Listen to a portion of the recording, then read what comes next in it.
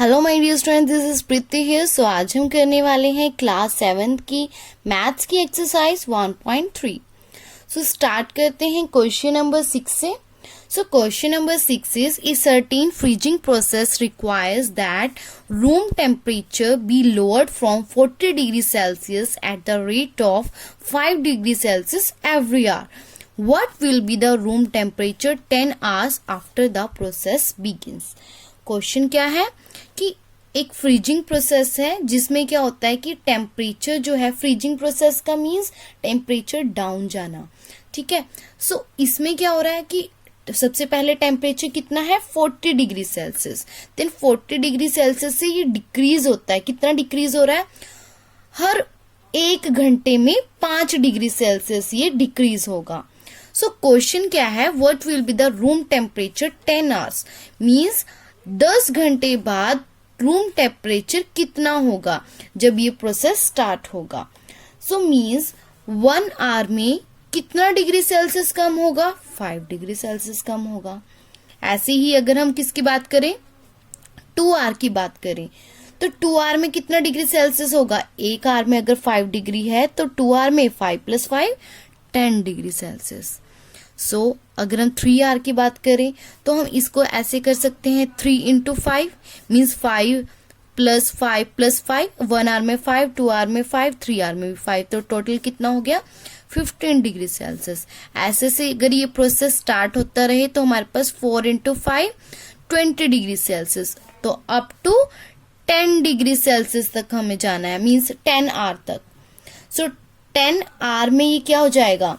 10 our में हो जाएगा ये 10 × 5 मीन्स 50 डिग्री सेल्सियस क्या हो जाएगा? डिक्रीज होएगा।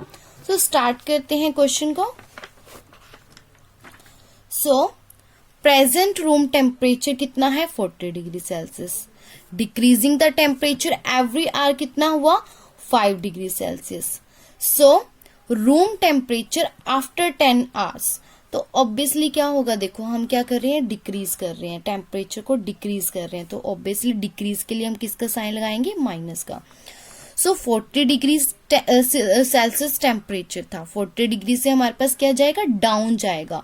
तो 1 आवर के लिए 5 डिग्री सेल्सियस, लेकिन यहाँ पे कितने के लिए लगाना है? 10 आवर के लिए। तो 10 आवर के लिए कितना हो जाएगा? 10 × 5 डिग्री सेल्सियस। सो यहाँ पे हमारे पास plus minus minus 10 degree Celsius minus 50 degree Celsius. So क्या आ जाएगा? -10 degree Celsius. Means freezing process है तो मीन्स टेम्परेचर डाउन जाएगा।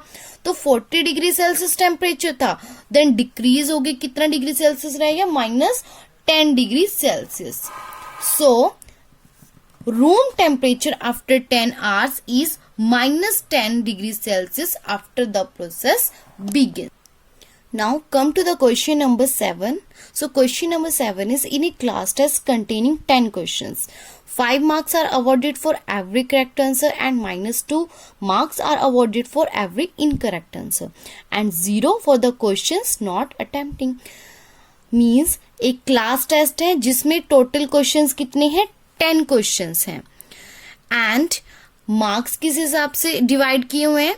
मीन्स अगर तो करेक्ट आंसर हुआ, एक करेक्ट आंसर हुआ तो कितने मार्क्स मिलेंगे? 5 मार्क्स मिलेंगे। अगर इनकरेक्ट आंसर हुआ तो -2 मार्क्स मिलेंगे, मीन्स 2 मार्क्स कट जाएंगे। एंड अगर अटेम्प्ट ही नहीं किया तो कितने मार्क्स हुए? 0 मार्क्स मिलेंगे। सो फर्स्ट पार्ट है Mohan gets 4 correct and 6 correct answers. What is his score? So question क्या है कि मोहन ने 4 करेक्ट आंसर किए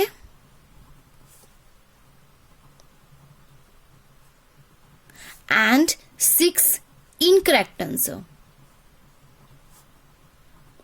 मीन्स करेक्ट के लिए कितने मार्क्स मिलेंगे?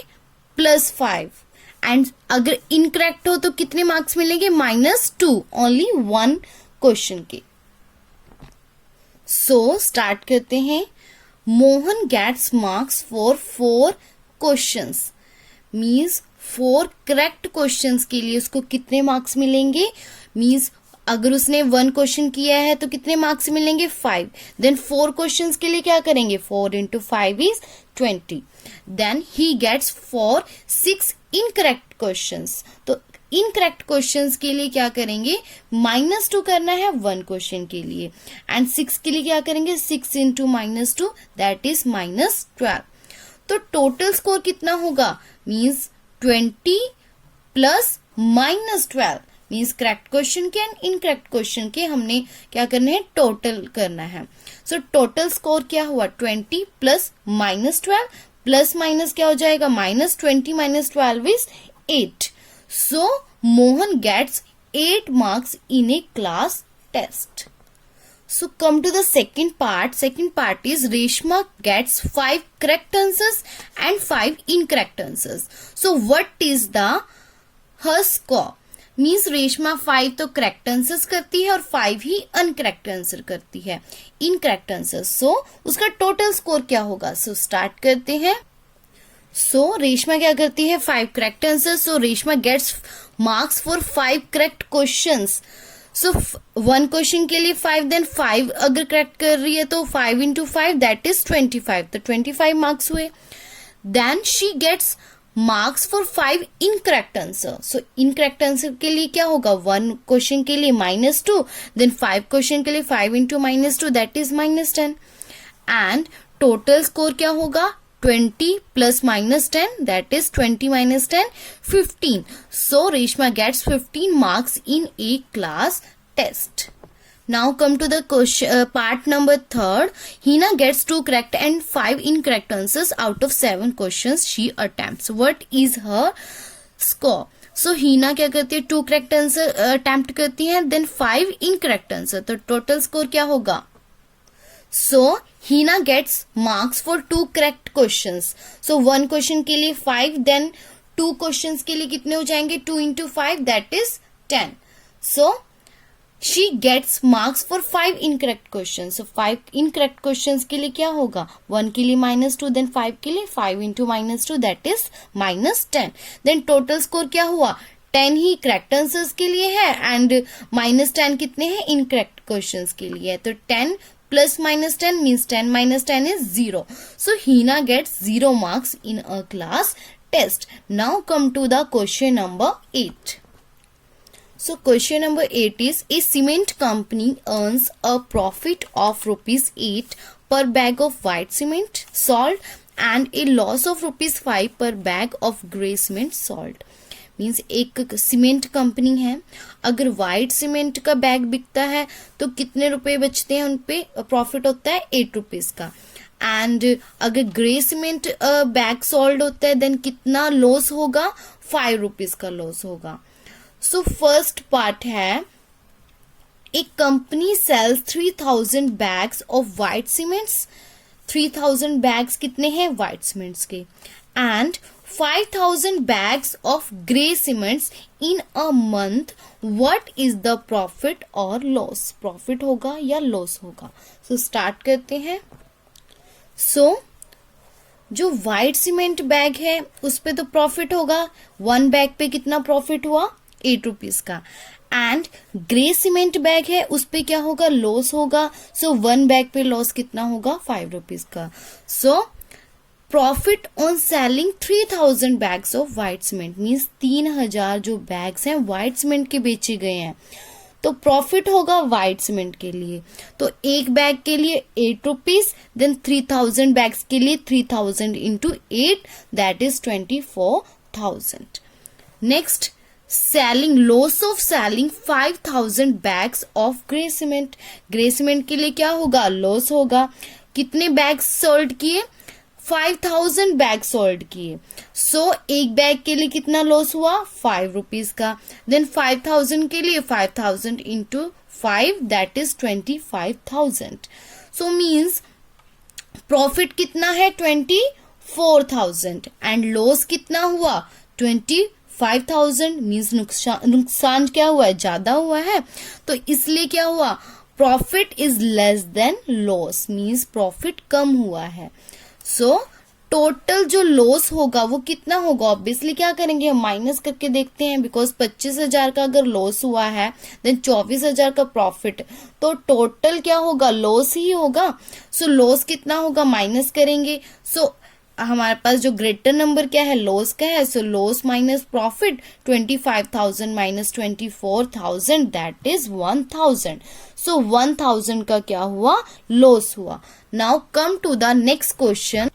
So part B is, what is the number of white cement bags it must sell to have neither profit nor loss if the number of grey bags sold is 6,400 bags। Question क्या है कि अगर grey bags means number of grey bags कितने बेचे गए हैं, 6,400, तो कितने हम सीमेंट व्हाइट सीमेंट बैग बेचें कि जिससे ना तो क्या हो प्रॉफिट हो ना ही क्या हो लॉस हो। सो अकॉर्डिंग टू क्वेश्चन कि हमारे पास क्या गिवन है, ग्रे बैग्स गिवन है 6,400 और हमें व्हाइट बैग फाइंड करनी है जिससे ना तो क्या हो लॉस हो ना ही प्रॉफिट हो, मींस लॉस और प्रॉफिट क्या हो जाए, इक्वल हो जाए। सो हमें अगर व्हाइट बैग्स फाइंड करने हैं तो इसके लिए हम सपोज कर लेते हैं, let the number of bags of white cement bag is x। So according to the question loss equal to profit. So सबसे पहले हम देखते हैं लॉस कैसे फाइंड करेंगे। तो हमने ग्रे बैग के लिए क्या कहा था कि लॉस होगा, 1 बैग के लिए कितना होगा, 5 रुपीज। देन 6,400 ग्रे बैग्स हैं तो 6,400 इंटू 5 क्या हो जाएगा हमारे पास टोटल लॉस। नाउ हमने सपोज किया था कि नंबर ऑफ व्हाइट बैग्स कितने होंगे, x होंगे। सो 1 बैग का जो प्रॉफिट होगा क्या होगा 8, देन x बैग का कितना हो जाएगा, x इक्वल टू 8। तो इसका प्रॉफिट और इसका लॉस क्या हो जाएंगे, इक्वल हो जाएंगे। तो यहाँ पे हमें क्या फाइंड करना है, इसमें x की वैल्यू फाइंड करनी है। Then solve the equation. So यहाँ पे हमें x की वैल्यू फाइंड करनी है, तो x के साथ 8 मल्टीप्लाई में है तो उधर अगर हम शिफ्ट करते हैं उसको वो क्या हो जाएगा डिवाइड में। So x equal to 5 into 6,400 as it is by क्या कर देंगे इसमें 8 से डिवाइड किया। सो 8 को 64 पे कट किया, 8 8 64 तो 800, देन 8 इंटू 5 40, तो यहाँ पे आंसर क्या आ जाएगा 4,000। तो 4,000 बैग्स मीन्स व्हाइट बैग कितने होने चाहिए, 4,000 bags. So he must sell 4,000 white cement bag to have neither profit nor loss. Now come to the last question that is 9th। So question number 9th is replace the blank with an integer to make it true statement. Means हमने fill in the blanks है। So first हमारे पास है -3 into dash equal to 27। Means हमें क्या करना है, plus का 27 चूज करना है। तो मीन्स -3 में क्या मल्टीप्लाई करें कि 27 आए। फर्स्ट ऑफ ऑल हम फाइंड करते हैं कि 3 में क्या मल्टीप्लाई की 27 आ जाए। 3 9 जा 27, सो यहाँ पे आएगा 9, लेकिन यहाँ पे माइनस का साइन है तो हमें क्या करना पड़ेगा, माइनस को प्लस बनाने के लिए माइनस से ही मल्टीप्लाई करना पड़ेगा। सो यहाँ पे क्या आ जाएगा -9। Now second B part is 5 into dash equal to -35। First of all 5 में क्या मल्टीप्लाई करें कि 35 आए, तो 5 में क्या मल्टीप्लाई करेंगे 7, 5 7 जा 35, लेकिन हमें 5 में क्या मल्टीप्लाई करें कि माइनस का 35 आ जाए। सो ऑब्वियसली प्लस माइनस क्या होंगे, माइनस, और साइन किसका आएगा, माइनस का। तो हमारे पास 7 क्या हो जाएगा, माइनस का हो जाएगा। Now come to the second part that is C, dash into -8 equal to -56। Means -8 में क्या मल्टीप्लाई करें कि 56, -56 ही आए। तो 8 में अगर हम मल्टीप्लाई करते हैं 7 को देन 56 आता है, लेकिन यहाँ ऑलरेडी -8 है तो ऑलरेडी यहाँ पे क्या आ जाता है -56 आ जाता है। तो आंसर हमारा क्या होगा 7 होगा। सो नेक्स्ट है D part, dash into 11 equal to 132। Means अगर यहाँ पे क्या मल्टीप्लाई करें कि 132 आए 12 में, तो 12 में अगर हम 11 को मल्टीप्लाई करते हैं तो क्या आएगा 132 आएगा। लेकिन 11 को अगर -12 से मल्टीप्लाई करके देखो तो क्या आएगा, -132। लेकिन हमें इसको क्या बनाना है, प्लस का बनाना है, तो माइनस माइनस प्लस होता है, तो इसलिए 11 को भी हमने क्या रखना पड़ेगा, माइनस का। So answer is -11। सो ये थी exercise 1.3। Hope you understood all the questions of this exercise. Thank you.